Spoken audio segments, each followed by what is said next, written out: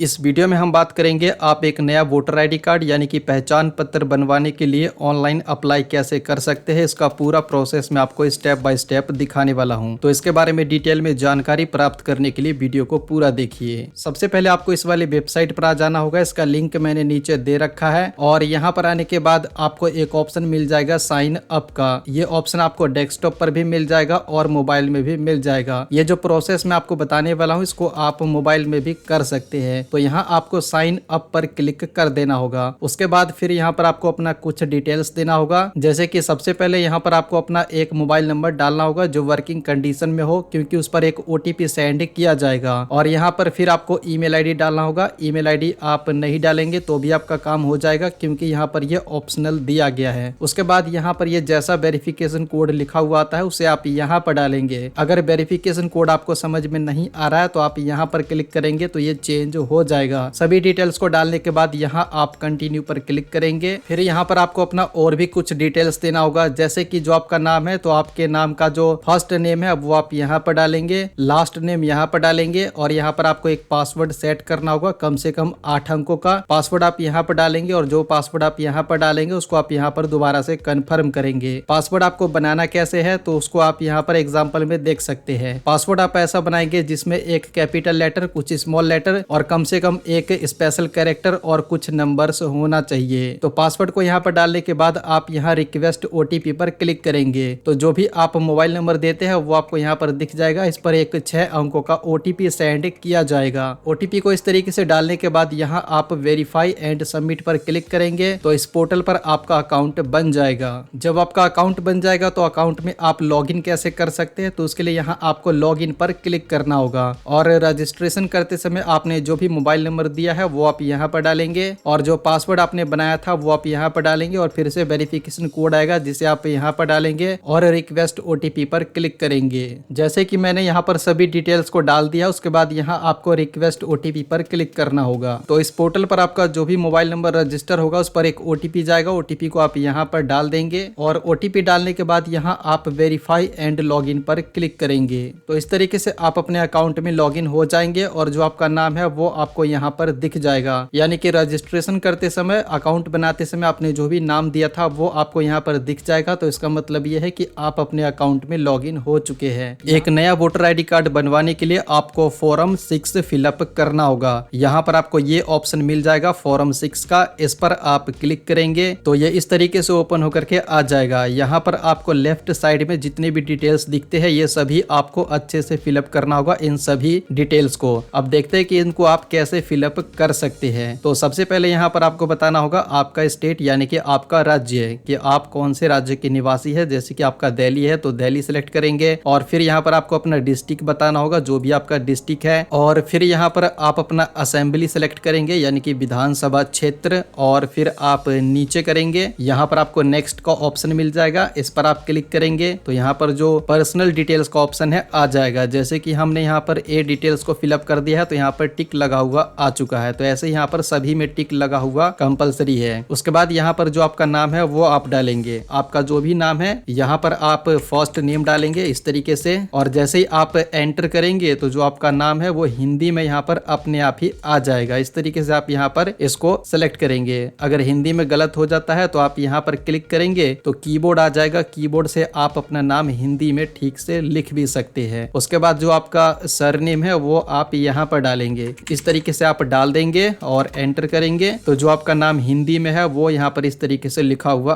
आ जाएगा। उसके बाद जो आपका फोटो है वो आपको यहाँ पर अपलोड करना होगा। फोटो का साइज जो है 2 MB से कम होना चाहिए। ये आपको JPG या फिर JPG फॉर्मेट में अपलोड करना होगा और इसका क्या साइज रहेगा वो यहाँ पर आपको बता दिया गया है। यहाँ चूज फाइल पर क्लिक करेंगे और आपका फोटो जहाँ पर भी रखा हुआ है उसको आप पिक करेंगे। जैसे कि यहाँ पर डेमो के लिए मैंने एक फोटो रखा हुआ है, इसे इस तरीके से पिक करेंगे और यहाँ पर ये क्रॉप वगैरह करने का ऑप्शन आ जाएगा। इसे आप यहाँ से क्रॉप कर सकते हैं और उसके बाद आप सेव पर क्लिक करेंगे तो जो आपका फोटो है वो यहाँ पर इस तरीके से अपलोड हो जाएगा। उसके बाद यहाँ ओके पर क्लिक करेंगे, फिर आप यहाँ नेक्स्ट पर क्लिक करेंगे। फिर जो आपके रिलेटिव है यहाँ पर उनका आपको डिटेल्स देना होगा। जैसे कि यहाँ पर आप फादर सेलेक्ट कर सकते हैं, मदर या फिर हस्बैंड। आपका जो भी गार्जियन है वो आप यहाँ पर सेलेक्ट करेंगे और उनका आप यहाँ पर नाम डालेंगे। और जैसे कि अगर आप फीमेल कैंडिडेट है और आपकी शादी हो गई है तो आप यहाँ पर हस्बैंड सेलेक्ट करेंगे और आप अपने हस्बैंड का नाम यहाँ पर डालेंगे। जैसे कि मैं यहाँ पर फादर सेलेक्ट करता हूँ और आपके फादर का जो भी नाम है वो आप यहाँ पर डालेंगे। फिर आप यहाँ नेक्स्ट पर क्लिक करेंगे तो अगला डिटेल्स आ जाएगा जिसमें आपको कॉन्टेक्ट डिटेल्स देना होगा।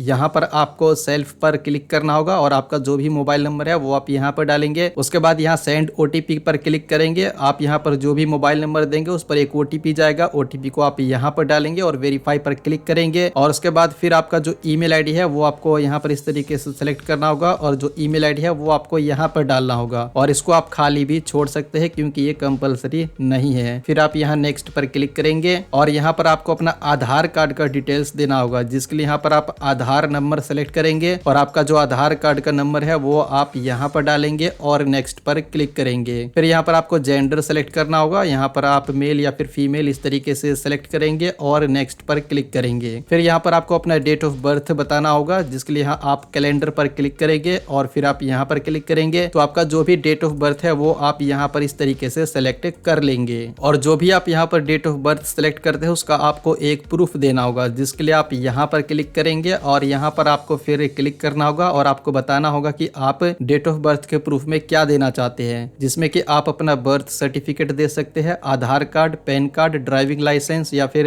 क्लास 10th या फिर 12th का मार्कशीट यहाँ पर आप दे सकते हैं या फिर पासपोर्ट भी दे सकते हैं। जैसे कि मैं यहाँ पर आधार कार्ड सेलेक्ट कर लेता हूँ और फिर जो आपका आधार कार्ड है वो आपको यहाँ पर अपलोड करना होगा, जिसका साइज 2 MB से कम होना चाहिए और ये JPG, PNG या फिर PDF फॉर्मेट में होना चाहिए। यहाँ चूज फाइल पर क्लिक करेंगे और आपका एज प्रूफ जहाँ पर भी रखा हुआ है उसे आप इस तरीके से पिक करेंगे। यहाँ पर ये इस तरीके से आ जाएगा। फिर आप यहाँ नेक्स्ट पर क्लिक करेंगे और यहाँ पर आपको अपना एड्रेस का डिटेल्स देना होगा। यहाँ पर आप हाउस नंबर या फिर अपार्टमेंट नंबर या फिर बिल्डिंग नंबर डालेंगे और यहाँ पर स्ट्रीट या फिर लोकेलिटी डालेंगे या फिर मोहल्ला डालेंगे या फिर रोड का डिटेल डालेंगे और यहाँ पर आप अपना विलेज का नाम डालेंगे। एग्जाम्पल के लिए जैसे कि अगर आपका कुछ भी है तो आप यहाँ पर इस तरीके से लिखेंगे और फिर यहाँ पर हिंदी में अपने आप ही आ जाएगा। तो जो भी है वो आपका यहाँ पर इस तरीके से आप डाल दीजिए और यहाँ पर ऐसे आ जाएगा हिंदी में। फिर यहाँ पर आपको विलेज डालना होगा, तो जो भी आपका विलेज है वो आप यहाँ पर इस तरीके से डाल देंगे और फिर जो आपका पोस्ट ऑफिस है वो आप यहाँ पर लिख देंगे, जो भी आपके पोस्ट ऑफिस का नाम है। यहाँ पर डेमो के लिए मैं आपको कुछ भी लिख करके दिखा रहा हूँ ताकि फॉर्म जो है वो आगे बढ़ सके। फिर जो आपका पिन कोड है वो आप यहाँ पर इस तरीके से एंटर करेंगे तो पिन कोड यहाँ पर आ जाएगा और फिर यहाँ पर जो आपका तहसील है या फिर तालुका है वो आप यहाँ पर लिखेंगे और फिर आप नीचे करेंगे तो यहाँ पर आपको अपना डिस्ट्रिक्ट बताना होगा, जो भी आपका डिस्ट्रिक्ट है, और स्टेट अपने आप ही आ जाएगा क्योंकि आपने ऊपर सेलेक्ट कर लिया था। उसके बाद जो एड्रेस प्रूफ है वो आपको यहाँ पर देना होगा, जिसके लिए आप यहाँ पर क्लिक करेंगे और एड्रेस प्रूफ में आप कौन कौन से डॉक्यूमेंट्स दे सकते हैं वो आपको यहाँ पर दिखाया गया है, जैसे कि वाटर या फिर इलेक्ट्रिसिटी या फिर गैस कनेक्शन का बिल या फिर आधार कार्ड या फिर बैंक अकाउंट का पासबुक या फिर पासपोर्ट, और भी कई डॉक्यूमेंट यहाँ पर दिए गए तो इनको आप देख लीजिएगा। जैसे कि मुझे आधार कार्ड देना है तो मैं यहाँ पर क्लिक करता हूँ और फिर यहाँ चूज फाइल पर क्लिक करेंगे। आपका आधार कार्ड जहाँ पर भी रखा उसे आप यहाँ पर अपलोड करेंगे। जैसे कि ये रहा आधार कार्ड, हम इसे पिक करते हैं और यहाँ पर ये अपने आप इस तरीके से आ जाएगा। फिर यहाँ आप नेक्स्ट पर क्लिक करेंगे। उसके बाद यहाँ पर आपको डिसेबिलिटी के बारे में पूछा जाता है। अगर आप शारीरिक रूप से हैंडीकैप है तो उसका डिटेल आपको यहाँ पर देना होगा और ये ऑप्शनल है, इसे आप खाली भी छोड़ सकते हैं। यानी कि अगर आप बिल्कुल ही फिट है तो ये वाला जो डिटेल्स है वो आपको यहाँ पर फिलअप नहीं करना है। अगर आप में किसी भी प्रकार का डिसेबिलिटी है तो उसका डिटेल आप यहाँ पर देंगे और साथ ही में जो इसका डॉक्यूमेंट है वो भी यहाँ पर आपको अपलोड करना होगा। अगर आप बिल्कुल ही फिट है तो आप यहाँ नेक्स्ट पर क्लिक करेंगे। फिर यहाँ पर आपको ये बताना होगा कि आपके फैमिली में किसी का वोटर ID कार्ड बना हुआ है या फिर नहीं, और ये भी ऑप्शनल है, आप इसको खाली भी छोड़ सकते हैं। जैसे कि अगर आपके फैमिली में किसी का भी वोटर ID कार्ड नहीं बना हुआ है तो इसे आप ऐसे ही खाली छोड़ देंगे। अगर किसी का बना हुआ है तो उनका आप यहाँ पर नाम डालेंगे और फिर यहाँ पर आपको रिलेशन बताना होगा कि यहाँ पर आपने जिनका नाम डाला है उनके साथ आपका क्या रिलेशन है, और जो वोटर ID कार्ड का नंबर है वो आप यहाँ पर डालेंगे और नेक्स्ट पर क्लिक करेंगे। फिर यहाँ पर आपको अपना डिक्लेरेशन देना होगा।